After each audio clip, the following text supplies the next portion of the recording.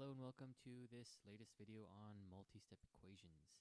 We're going to start from the beginning because some people seem to be having trouble with how to deal with multi-step equations, and in particular how to deal with multi-step equations when fractions are involved.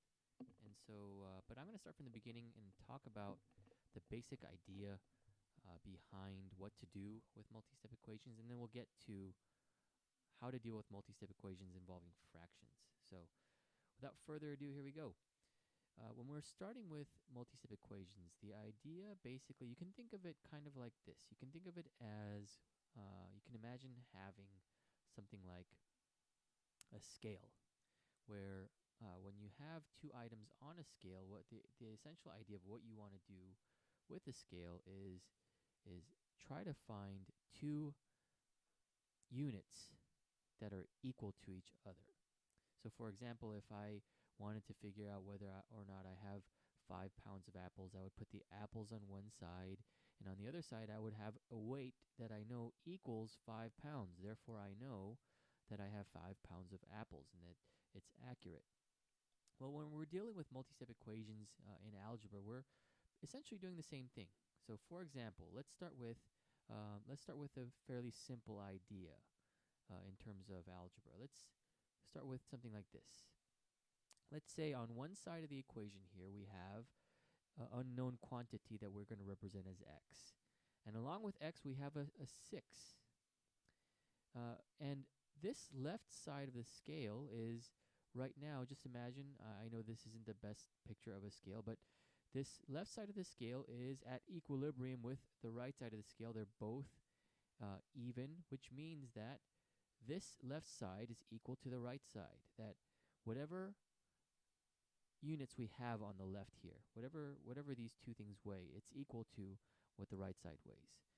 So algebraically, what we can do is we can write this as an algebraic equation by representing this unknown quantity and this known quantity, and by setting it equal to this right side quantity. And this is how we do it.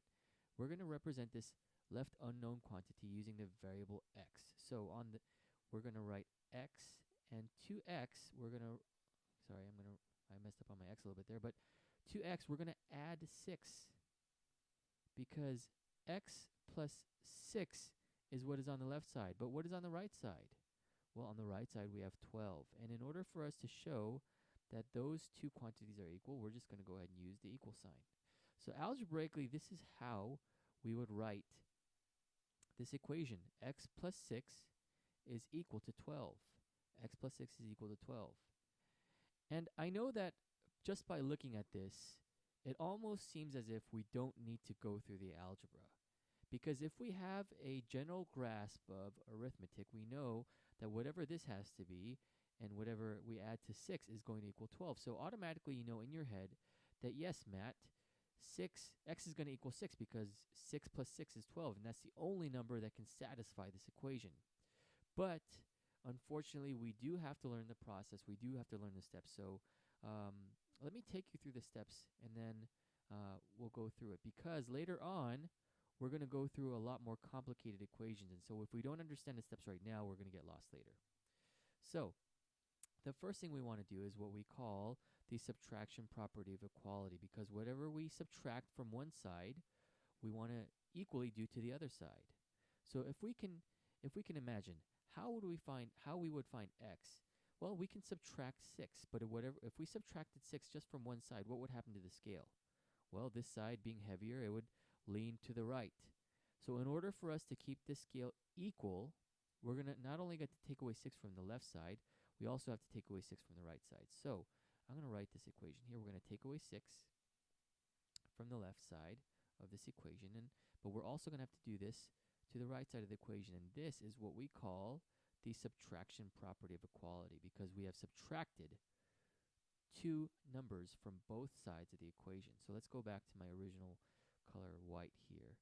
And so 6 minus 6, positive 6 minus 6 is going to equal 0. And so instead of writing x equals 0, I think that's a little bit redundant. So we're just going to go ahead and write x to represent the left side of this equation. And then we have 12 minus 6, which of course equals 6. And we have just verified what we already knew from before, 6 plus 6 is equal to 12. And if we plugged in 6 for x, we could find that solution. And again, I know that this, if we look at it, we can already tell what what x equals just in our heads. But we need to know the steps because later on we're going to deal with equations that are much more complicated, like x squared plus 3x plus 6 equals 57. Now, if you can do this in your head, you don't need to be in this class. But the fact of the matter is, later on, we have to learn the steps that the first thing we have to do is subtract 6 from both sides using the subtraction property of equality. And once we get that, we have x squared plus 3x equals 51. And then we have to decide what we want to do from there. And so later on, we can't easily do this in our heads.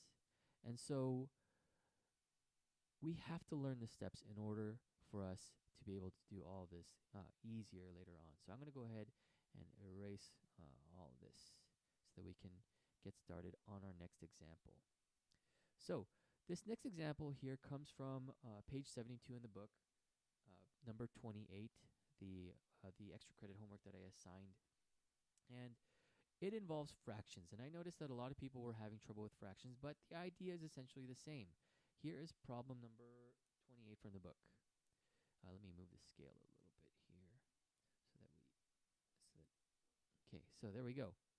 Now, when we are using fractions, it can be a little bit confusing because when we get to the problem in the book, we see 5 over 7x plus 1 over 7 equals 3, and we get confused because we automatically start thinking, oh my god, I hate fractions. How do I deal with these fractions? But the concept is still the same. On this left-hand side, we have a box, 5/7 of an unknown quantity. And to that, we are adding 1 over 7 of a constant quantity. And that is equal to 3. And so, just like the example that we had before, we're going to subtract 1/7 from both sides using the subtraction property of equality. And so, that's going to be our first step. We're going to subtract 1/7 from both sides in order for us to figure out what x equals afterwards. So let's go ahead and do that. So I'm going to subtract 1/7 from both sides.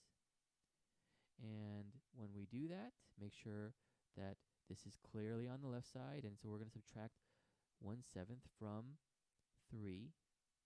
Oops, that should be 1/7, not 3. I was saying 3, so I got confused there. And what we have to do now is subtract 3 and 1/7.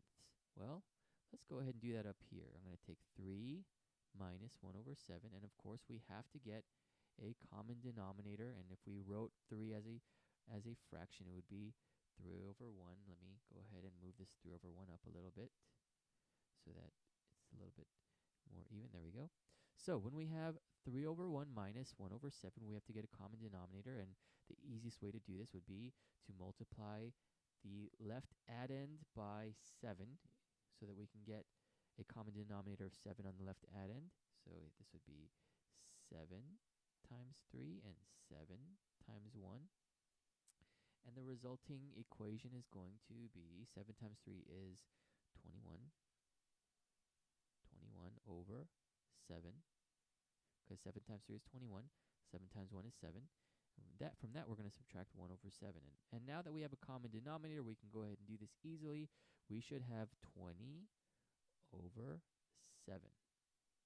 So we know that after we've subtracted 1 over 7 from both sides, we have 5 over 7x is equal to what we just found here. 3 minus 1/7 is 20 over 7.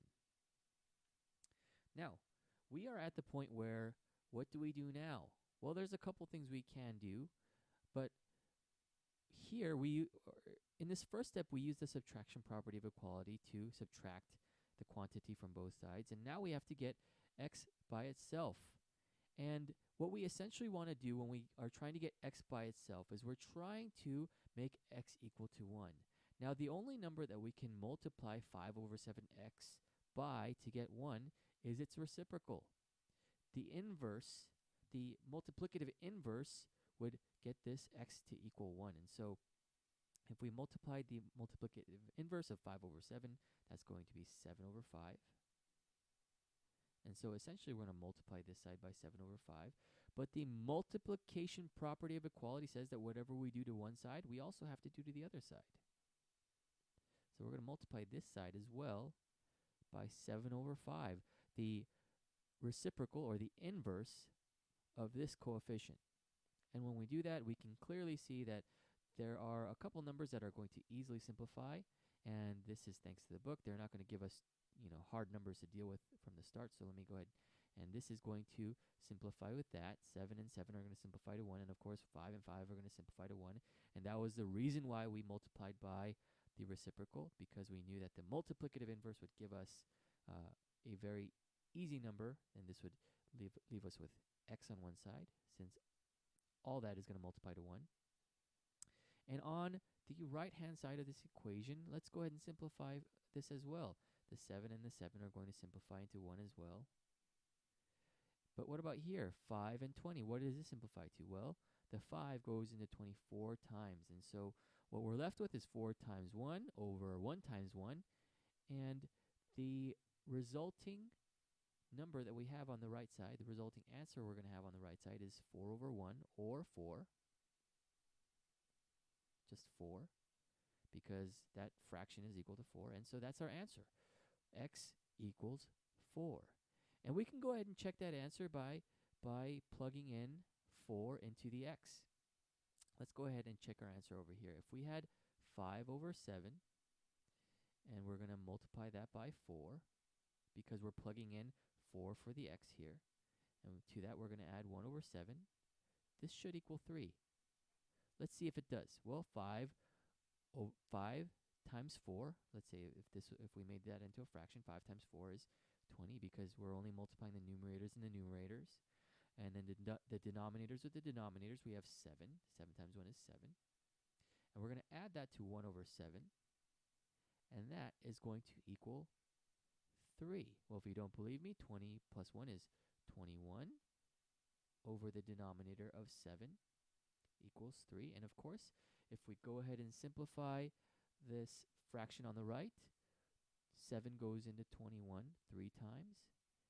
And there you go. We know that 3 is equal to 3, and we know that our answer, the correct answer, is 4.